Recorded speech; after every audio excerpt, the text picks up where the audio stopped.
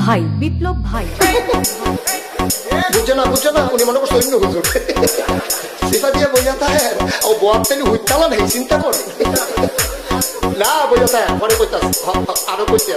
আরো কিছু কথা লইয়া যান ভাই যাইবে না দুইটা কথা লইয়া যান মুরব্বী